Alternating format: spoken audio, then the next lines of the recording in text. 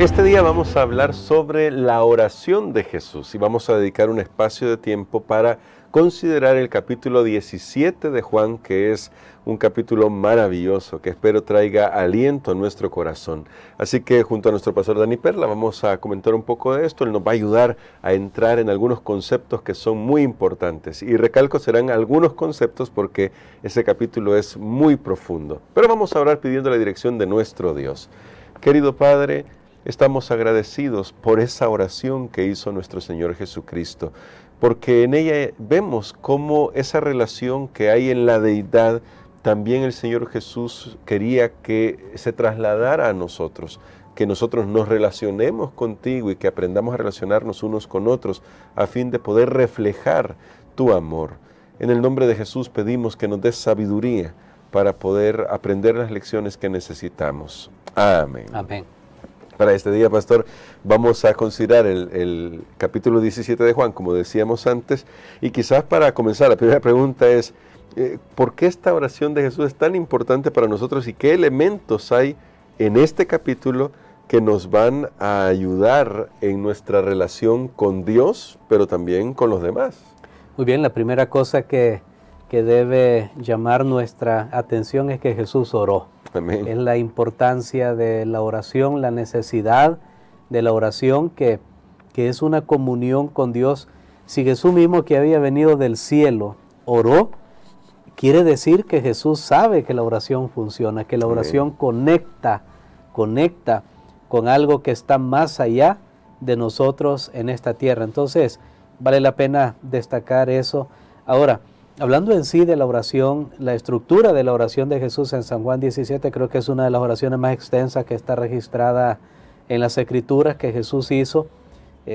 Cuán bonito sería si tuviéramos todas otras oraciones de Él, ¿verdad? En una extensión como esa, pero recordemos, aquí estaba Jesús prácticamente despidiéndose de sus discípulos antes de ir a la cruz. Y entonces esta oración tiene al menos tres elementos, o tiene tres puntos principales. Número uno, Jesús ora por Él mismo.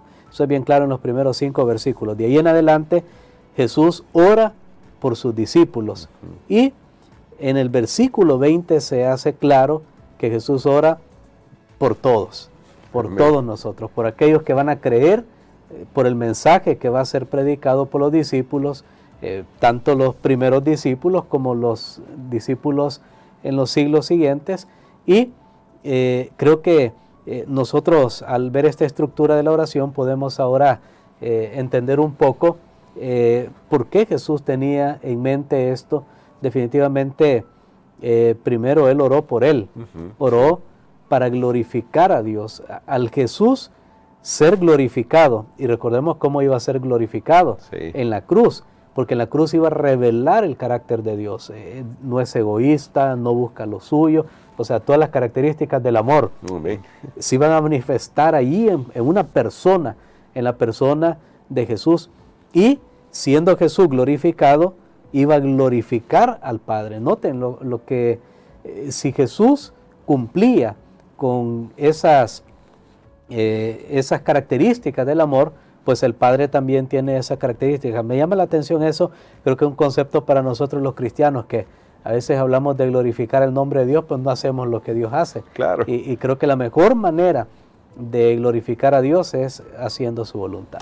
Ahora, me gustaría justamente en esos primeros versículos, y para enlazarlo con otros temas que aparecen acá, como decía, tal vez acá no vamos a tomarnos todo el tiempo porque la oración es bastante extensa, pero me llama mucho la atención, pastor, en el verso 3, que dice el pasaje: y esta es la vida eterna, que te conozcan a ti, el único Dios verdadero, y a Jesucristo, a quien has enviado.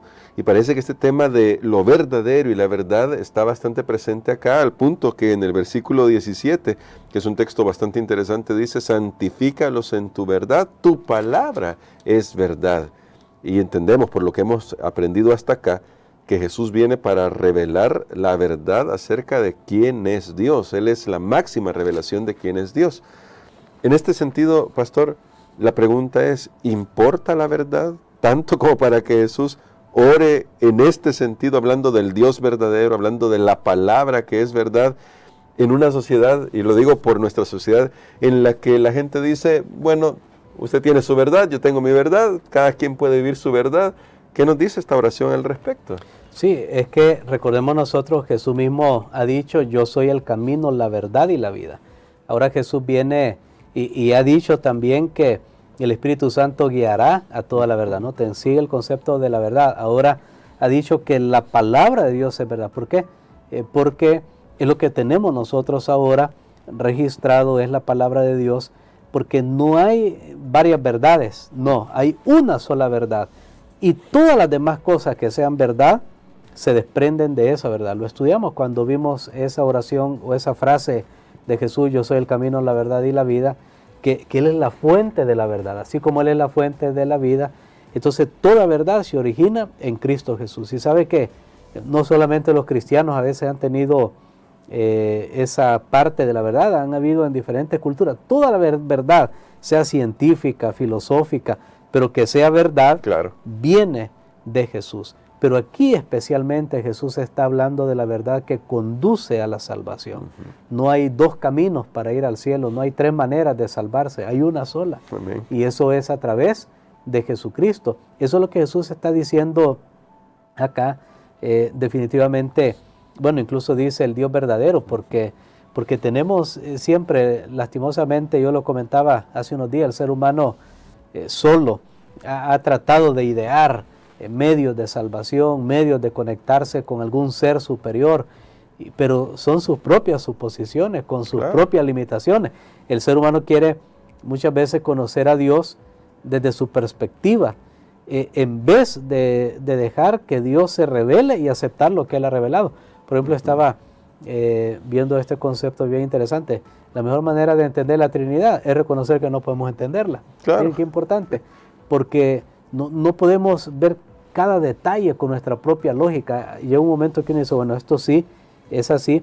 Por ejemplo, aquí tenemos nosotros, Jesús dice, si ustedes conocen esto, van a tener la vida eterna. Conocer a Dios es tener la vida eterna. Pero ¿quién me hace, cómo puedo conocer a Dios? Bueno, a través de Jesús. Entonces, conozco a Jesús, yo conozco a Dios. Es lo que hemos hablado también, cómo Juan destaca acerca de el Padre en este evangelio, pero el propósito es hablar de Jesús. Quiere decir que Jesús y el Padre son lo mismo, no hay rivalidad allí. Esa es la verdad y Dios quiere que nosotros conozcamos esa verdad que conduce a la salvación. Recordemos, no hay dos métodos, tres, cuatro válidos, uno solo, y es Jesucristo nuestro Señor. Y Él promete enviar el Espíritu Santo, quien toma las palabras de Cristo para hacernos a nosotros recipientes de todas sus promesas. Amén. Y finalmente, pastor, un tema que también destaca en este pasaje es la unidad. Cristo mismo dice, yo y el Padre uno somos. Aquí destaca esa unidad que hubo desde el principio, desde la eternidad, y luego espera que sus discípulos sean uno con la deidad y uno entre ellos, ¿no? Y tomando esto como parámetro para terminar nuestra reflexión de hoy es, ¿cómo podemos nosotros cumplir, voy a usar esa palabra, esa oración de nuestro Señor Jesucristo? ¿Qué debemos revelar en nuestro carácter para que se cumpla esa oración de nuestro Señor Jesucristo? Hay un poder en la unidad. Bueno, de hecho esa era la unidad que Jesús tenía con el Padre, y Él dice, yo soy uno con el Padre, yo quiero que ustedes sean uno, y cuando ustedes sean uno, van a ser uno en mí y con el Padre, o sea, va a haber una perfecta armonía.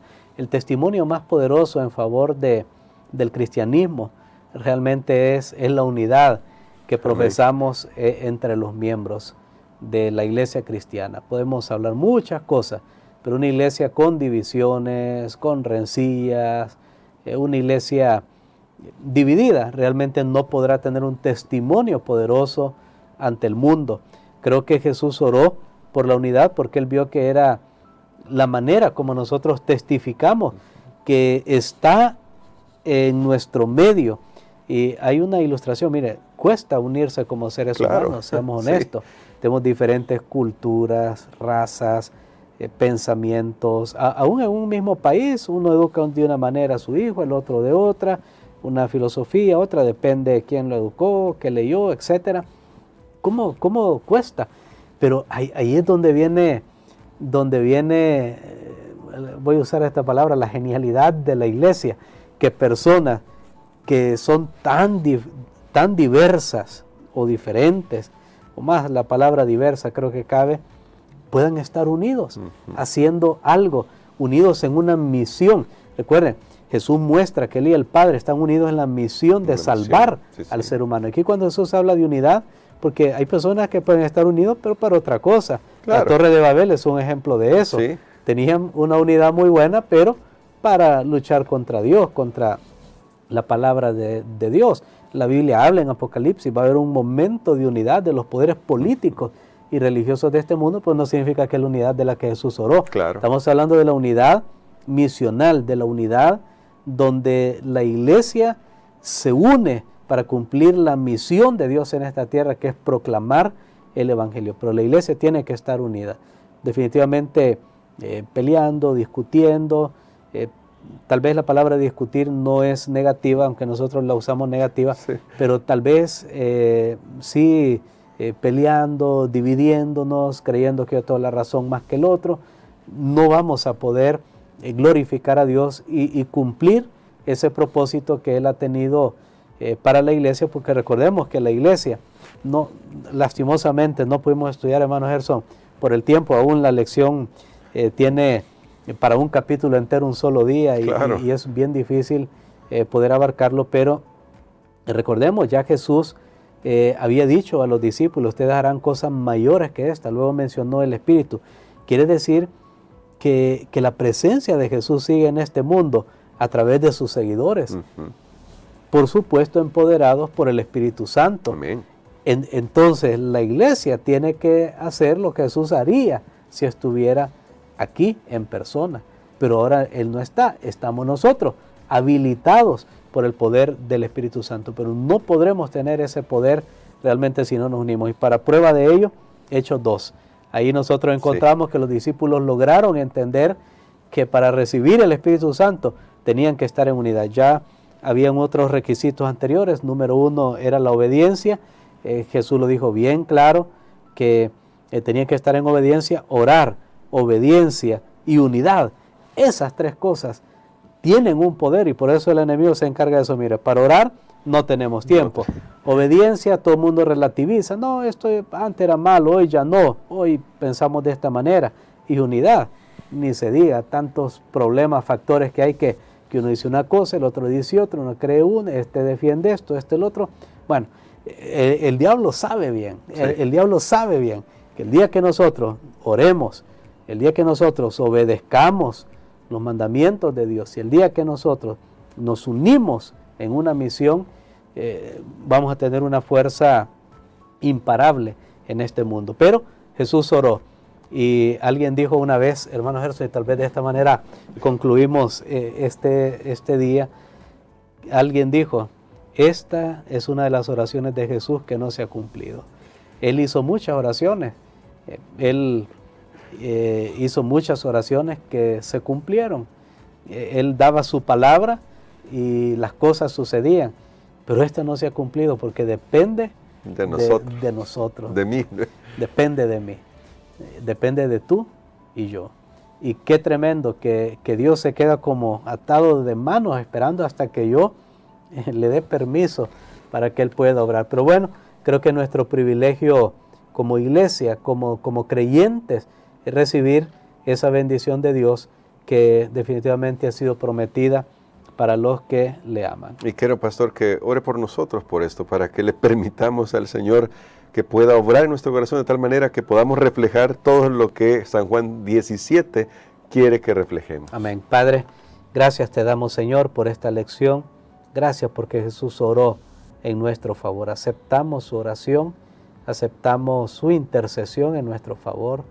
Gracias porque tu Espíritu está disponible para que nosotros vivamos una vida de oración, una vida de obediencia y una vida de unidad con todos los creyentes. En el nombre de Jesús. Amén.